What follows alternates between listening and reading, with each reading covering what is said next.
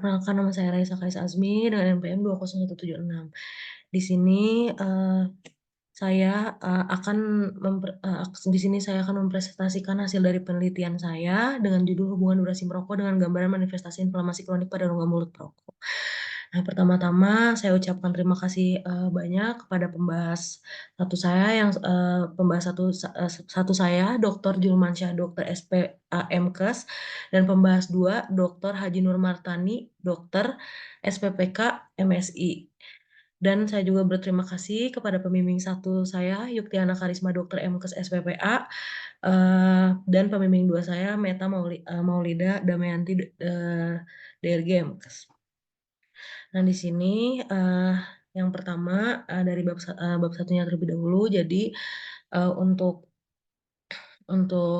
latar belakangnya itu, kebiasaan mengkonsumsi rokok itu merupakan masalah kesehatan utama yang terjadi di berbagai negara serta merupakan penyebab utama kematian yang dapat dicegah.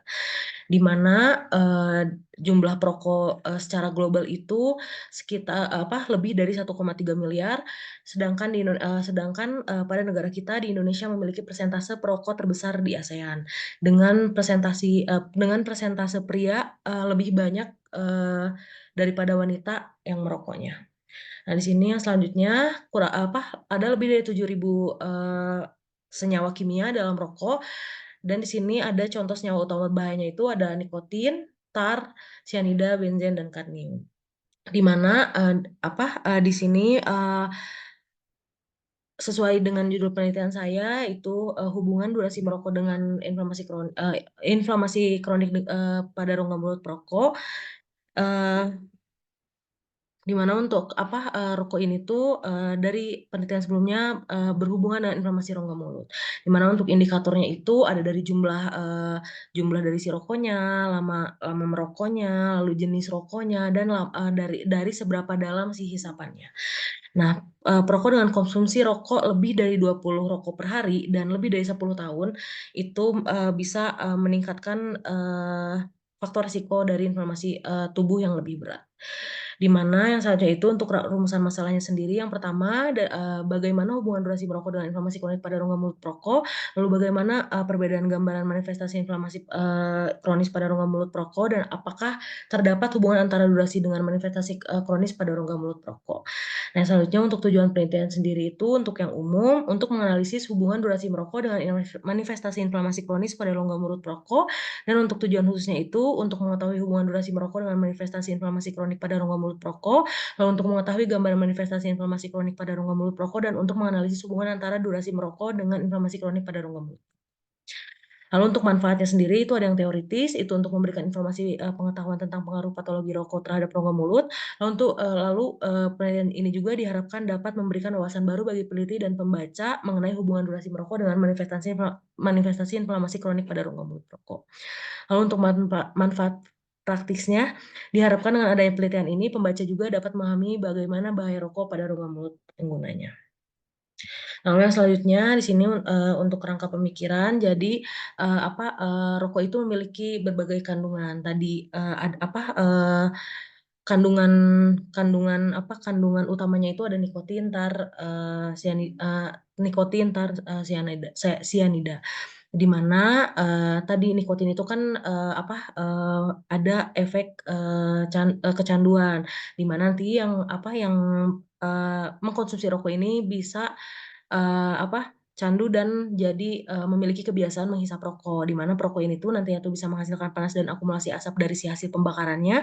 Nah, itu juga bisa dinilai dari jumlah, lama, jenis, dan kedalaman hisapan rokoknya, yang nantinya tuh si akumulasi panas dan akumulasi asap dari hasil pembakaran tadi tuh bisa menyebabkan vasokonstriksi vaskular yang nantinya tuh bisa menghentikan dari pendarahan luka terbuka.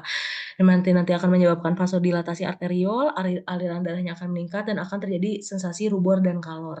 Nanti si selnya itu bakaran rusak, karena si selnya rusak tadi nanti bisa terjadi kondisi patologis, akan terjadi kondisi patologis pada rongga mulut dan terjadi inflamasi. Nah, di mana inflamasi sendiri itu ada yang akut sama kronik. Nah, di sini yang pada penelitian saya itu yang diteliti itu inflamasi kroniknya.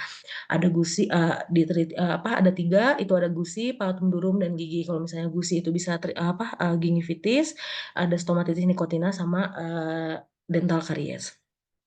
Lalu yang selanjutnya itu ada dari subjek penelitiannya, di mana subjeknya itu ada individu perokok aktif dewasa muda tenaga kerja di Universitas Islam Bandung. Lalu untuk populasi penelitinya itu ada yang target sama terjangkau. Untuk yang target itu individu perokok aktif, kalau yang terjangkaunya itu individu perokok aktif usia dewasa muda tenaga kerja Universitas Islam Bandung. Lalu untuk teknik pemilihan sampelnya itu penelitian ini itu studi analitik yang bertujuan untuk mengeksplorasi hubungan antara variabel yang diteliti, yaitu dari durasi merokok dengan manifestasi inflamasi kronik pada rongga mulut perokok seperti tadi stomatitis, karies, dan gingivitis dengan pendekatan analitik. Lalu untuk besar sampelnya itu menggunakan rumus ini dengan hasil penghitungannya itu sampel minimalnya itu 56 orang individu rokok aktif. Nah, untuk kriteria subjeknya itu ada ini yang inklusi, ini yang inklusi itu ada laki-laki merokok, terus rokoknya berbahan dasar tembakau, berusia 26 sampai 35 tahun, minimal merokok 1 tahun, bersedia mengikuti ketentuan penelitian. Lalu untuk kriteria eksklusinya memiliki lesi, memiliki penyakit sistemik seperti diabetes mellitus, hipertensi, ispa, dan jantung, memiliki riwayat konsumsi alkohol dan kebiasaan makan minum panas. Untuk rancangan penelitiannya itu, untuk jenis penelitiannya itu observasional, rancangannya itu cross-seksional. Lalu untuk variabel penelitiannya itu, untuk yang bebasnya itu durasi merokok pada perokok aktif, untuk terikatnya itu inflamasi kronik pada rongga mulut perokok. Nah, ini untuk definisi operasionalnya. Lalu untuk alat penelitiannya itu ada masker, ada kacamata Google, terus ada hand glove, ada gown, terus ada head center atau headlamp, lalu ada spatel kayu, lalu ada dental tools, terus ada mineral water, sama ada alkohol 70%. Dimana untuk tempat penelitiannya sendiri itu Laboratorium Penelitian Fakultas Kedokteran Universitas Islam Bandung. Lalu ini untuk waktu penelitiannya, untuk aspek etikanya itu ada autonomi, beneficence, non-maleficence, sama justice. Lalu untuk hasil penelitiannya itu ada sampelnya itu ada 60 responden perokok aktif dewasa muda Sivitas Unisba yang memenuhi kriteria inklusi. Lalu untuk metode pengolahan datanya software SPS. Lalu untuk karakteristik dari si karakteristik durasi merokok dari respondennya itu ada yang merokok kurang dari 1 tahun, atau perokok ringan 1 sampai 2 tahun, dan lebih dari 2 tahun. Lalu untuk karakteristik inflamasi kronisnya itu ada untuk yang stomatitisnya itu untuk jumlahnya itu ada yang untuk jumlah yang mengalami stomatitis itu 10 orang, lalu karies gigi 53 orang, lalu gingivitis ini 12 orang. Nah, lalu di sini untuk hubungan durasi merokok dengan stomatitis itu lalu di sini ada hubungan durasi merokok dengan stomatitis. Jadi untuk tadi durasi merokok yang kurang dari 1 tahun itu yang mengalami stomatitis 1 orang, 1 sampai 2 tahun itu 3 orang, lebih dari 2 tahun itu 6 orang. Dengan hasil p-value-nya itu 0,679, di mana tidak ada hubungan signifikan antara durasi merokok dengan stomatitis pada perokok aktif dewasa muda Universitas Islam Bandung. Lalu untuk durasi merokok dengan karies giginya itu untuk yang kurang dari 1 tahun itu ada 10 orang yang mengalami karies, 1 sampai 2 tahun 16 orang, lebih dari 2 tahun 27 orang, dan untuk hasil p-value-nya itu 0,641, di mana tidak ada hubungan signifikan juga antara durasi merokok dengan karies gigi. Lalu hubungan durasi merokok dengan gingivitis itu untuk yang kurang dari 1 tahun itu ada 1 orang, 1 sampai 2 tahun itu 2 orang, lebih dari 2 tahun itu 9 orang. Di mana hasil p-value-nya itu 0,190, di mana tidak ada hubungan signifikan antara durasi merokok dengan gingivitis di perokok aktif dewasa muda di Universitas Islam Bandung. Nah, lalu yang selanjutnya, untuk sarannya itu ada edukasi dan preventif. Jadi kayak efek merokok terhadap kesehatan gigi dan mulut, terus meningkatkan kesadaran dampak buruk seperti inflamasi kronik, dan himbauannya itu seperti frekuensi menyikat gigi yang benar, konsultasi dengan dokter gigi rutin, terus mengkonsumsi mengurangi konsumsi rokok. Nah, untuk penelitian ulang atau lanjutannya itu perlu dilakukan studi dengan sampel yang lebih besar, menambahkan variabel seperti jenis rokok yang dikonsumsi, lalu memasukkan faktor seperti jumlah batang rokok dan frekuensi merokok dalam 24 jam sebagai indikator, dan menyelidiki hubungan antara frekuensi merokok dengan inflamasi kronik. Lalu untuk kesimpulannya, yang pertama, tidak terdapat hubungan yang signifikan antara durasi merokok dan inflamasi kronik pada rongga mulut perokok. Lalu yang kedua, angka kejadian stomatitis, karies, dan gingivitis lebih banyak terjadi pada perokok dengan durasi merokok lebih dari 2 tahun.